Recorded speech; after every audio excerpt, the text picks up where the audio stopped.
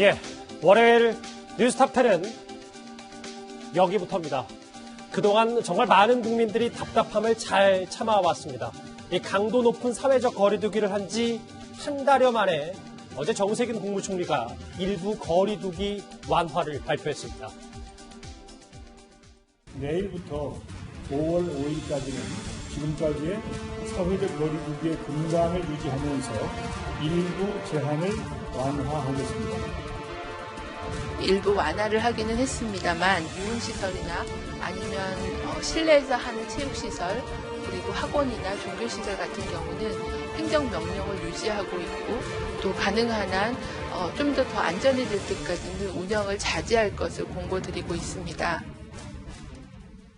이 소식으로 오늘 뉴스탑10 시작을 해보겠습니다. 이현정 의원님. 네.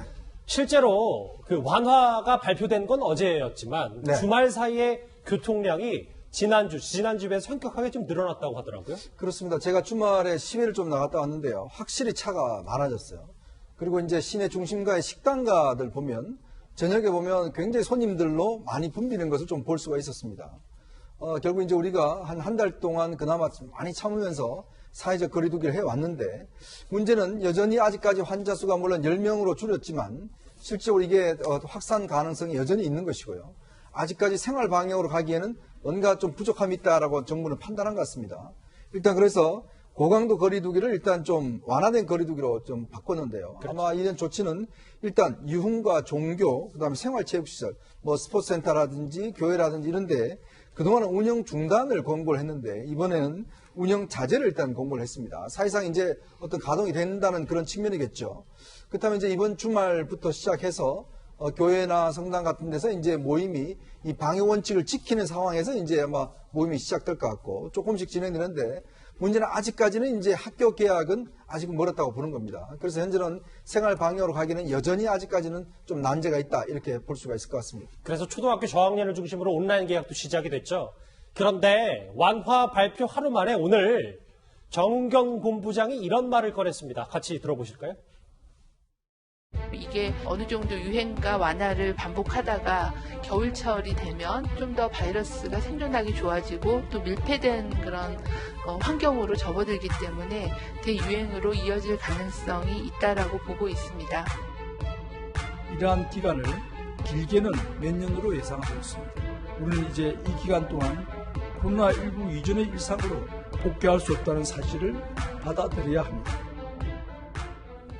박능우 장관은 단기 종식 어렵다. 거기에 더해서 오늘 장혜지 평론가님, 정은경 본부장, 글쎄요, 겨울철 2차 대유행 얘기까지 언급했는데 그 이유를 저희가 어떻게 받아들여야 됩니까? 그러니까 우선 이러한 바이러스의 특징은 온도가 높아지면 조금 위세가 약해지는 것으로 많이 전해지고 있습니다. 그런데 겨울이 되면 온도가 다시 낮아지게 되고요. 아무래도 겨울철에는 실내 공간에서 활동이 주를 이루게 됩니다. 사람들이 밖에 나와도 야외 활동을 하는 것이 아니라 실내의 쇼핑몰이나 식당가 같은 곳에서 보다 밀집된 그런 장소에서 활동을 하기 때문에 겨울이 됐을 때 만약에 코로나 바이러스가 다시 발발하게 되면 그 전까지는 백신이 발견되지 않을 확률이 높아요. 지금 개발하고 있는 백신들이 최소 1년을 주기로 목표를 보고 있기 때문에 올겨울에 코로나19가 다시 유행하게 됐을 때 백신도 없고 국민 대다수가 면역도 없는 상태에서 2차 재발할 수 있다. 그러니까 우리가 긴장의 끈을 놓으면 안 된다는 점을 정은경 본부장이 지적을 한 것으로 보여지고요. 예. 정세균 총리나 정부 입장에서는 경제 여건이나 다른 것도 생각해야 되기 때문에 확진자가 줄어들자 이 방역 조치를 좀 완화할 수밖에 없습니다. 그러나 보건당국의 실무자 입장에서는 그럼에도 불구하고 국민들이 최대한 오랫동안 이러한 긴장의 고삐를 안 늦췄으면 하는 게 솔직한 바람일 것이거든요. 양쪽의 발언이 약간씩은 다르게 나올 수밖에 없는 그러한 현실인 것 같습니다. 그러니까 좀 더 풀어보자면 실제로 여기 화면 보시면 겨울에 코로나가 2차 다시 한번 크게 유행할 것이다라는 말을 고지고대로 믿기보다는 아직도 백신이 없고 만약에 백신이 없을 경우 속수무책일 가능성이 크기 때문에 계속해서 조심하자는 걸 좀 애들로 표현한 거다. 그렇죠. 실제로 겨울에 조금 더 바이러스가 증식하기 좋은 환경인 것은 맞는 것 같고요.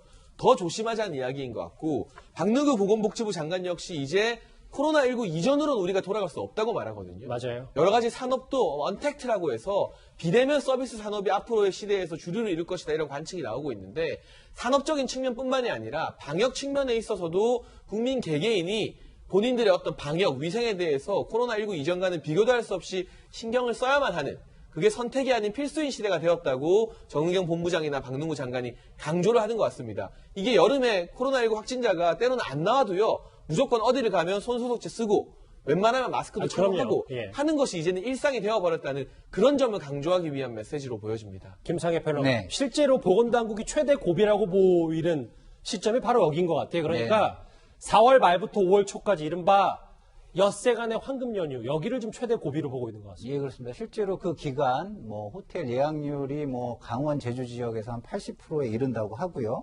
항공 열차 예약도 거의 매진이 돼 있는 상태라고 합니다. 근데 이제 그러니까 방역 당국에서는 이제 부탁을 하는 것이죠. 얼마 전에 영국의 간호사 한 명이 자신의 얼굴을 SNS에 올린 적이 있습니다. 얼굴에 마스크 자국이 깊게 패인 얼굴이었는데요. 그것을 좀 떠올리면서 자제를 해 주십사 하고 부탁을 한 상황입니다. 근데 코로나 지금 이런 현상 같은 경우는 저희가 계속해서 봐오지만 증상에 따른 대처가 지금 불가능한 거예요. 그렇기 때문에 보이지 않는 적과 지금 싸우는 거죠. 그래서 결국에는 해결법은 백신과 치료제를 만드는데 국가가 집중하는 수밖에 없는데 예. 그 전에는 보이지 않는 적에게 대응할 수 있는 방법은 없고 조심하고 또 조심하고 계속해서 조심하는 거 말고는 방법이 없지 않습니까? 그런 차원에서 부탁을 하는 것이고요.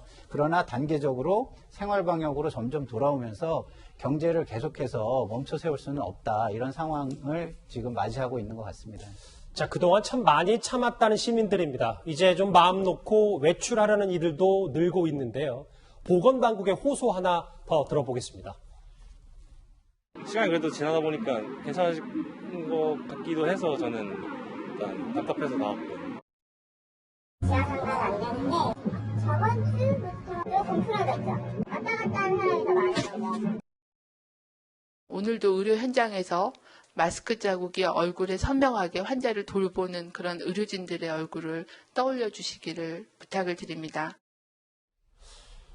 글쎄요, 의료진 얼굴 한 번만 떠올리고 여러 가지 방역에 개인 차원의 방역에 힘써달라. 정은근 본부장의 얘기인데 장현철 평론가님. 근데 정부가 여전히 이렇게 안심할 수 없는 이유들이 계속해서 나오고 있거든요. 부산에서는 또 이 부산 의료원 간호사와 그의 아버지가 감염이 됐고 특히 이제 밀집해 있는 논산훈련소에서도 논산 육군훈련소에서도 확진자가 나왔고 아직 끝난 게 아닌 것 같습니다. 네, 특히나 의료시설 같은 경우는요.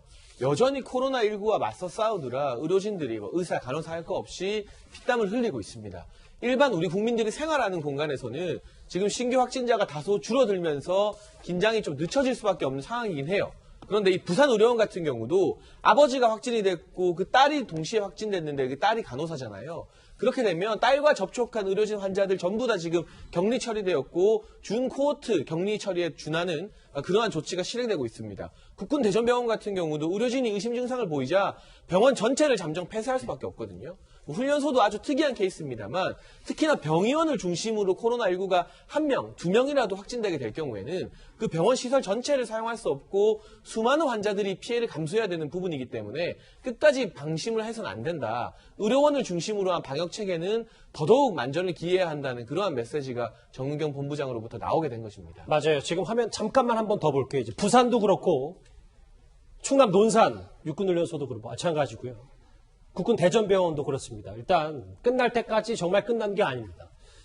정부가 이렇게 섣불리 긴장을 풀지 않는 이유는 애초에는 이 코로나 모범 국가로 불렸던 싱가포르가 지금 동남아 국가 가운데 최악의 상황을 맞이했기 때문입니다. 화면 만나보시죠. 싱가포르의 경우에도 비교적 성공적인 방역의 모범 국가로 평가를 받고 있다가 학교를 다시 개학을 하고 일상으로 복귀한 이후 1개월간 14배의 확진자 증가세를 보였던 이러한 사례들을 지켜보고 있습니다. 섣불리 긴장을 풀었다가 지금 최악의 상황을 맞이한 싱가포르 사례도 있고 이거 하나만 짚고 다음 주에 갈게요. 김태현 변호사님. 그래서 지금 약간 이제 코로나가 잦아들고 생활 방역 수준은 전환이 되니까 보복 소비라는 말이 지금 나오고 있거든요. 좀 설명을 좀 부탁드릴게요. 그러니까 이제 보복 소비가 무슨 뜻이냐면은 질병이나 이제 재난이 있으면 돈을 못 쓰. 지금 보시면 화면에 나오죠. 질병이나 재난도 외부 요인을 억눌러 왔던 소비를 이후에 한 번에 분출하는 현상이 이렇게 설명하는데 예. 좀 구체적으로 말씀을 드리면 우리가 이제 코로나 때문에 집에 있잖아요. 밖에 나가서 쇼핑도 하고 싶고 외식도 하고 싶고 놀러 가고 싶은데 코로나 때문에 집에 있으니까 그런 걸 못 합니다. 그러면 밖에서 자영업자들, 뭐 옷을 파시는 분이나 음식점을 하시는 분들도 손님이 안 오니까 매출이 안 늘어나잖아요. 근데 지금 코로나가 조금 잦아들었어요. 그럼 그건 이제 집에만 있다가 답답하면 밖에 막 나간다고요. 나가서 그동안 못했던 쇼핑, 그 다음에 외식, 뭐 이런 것들을 막 즐깁니다. 밖에서 자영업자분들도 야, 내가 3, 4월 2달 동안 정말 매출이 지금 거의 0원이었는데 이 황금 연휴 때 사람 많이 나오니까 이때 내가 그동안 못 올렸던 매출 좀 올려야 되겠다. 이거 사실은 자영업자의 어떻게 보면 기본적 욕구 아니겠습니까? 그렇죠. 그런 것들이 맞물려져서 과거에 못했던 2달치 소비와 매출을 정말 한순간에 폭발을 시키는 현상, 이런 것들이 이제 뭐 보복 소비라고 전문가들이 얘기를 하고 그런 현상들이 있을 수도 있다라고 얘기를 하는데 뭐 돈을 써서 경제가 돌아가는 거는 뭐 그렇게 나쁘게 볼 일은 아닙니다만 그 와중에서 다시 한번 싱가포르처럼 만약에 이제 또 다시 한번 이 맞아요. 코로나 바이러스 예. 번지기 시작하면 그게 이제 걱정인 거죠. 완화 발표 이후에도 여전히 겨울 2차 대유행 우려도 있다라고 조심스럽게 밝힌 정은경 본부장의 발언으로 첫 번째 이슈 시작을 했습니다. 다음 주제도 코로나 관련 이슈입니다.